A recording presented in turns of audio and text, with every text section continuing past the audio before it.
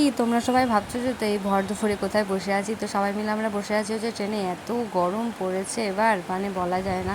তো দেখো পাশের প্ল্যাটফর্ম থেকে ট্রেনও ছেড়ে চলে গেল। তো আমরা যাচ্ছি হচ্ছে বোনের বাড়িতে, কারণ বোনের মেয়ের জন্মদিন।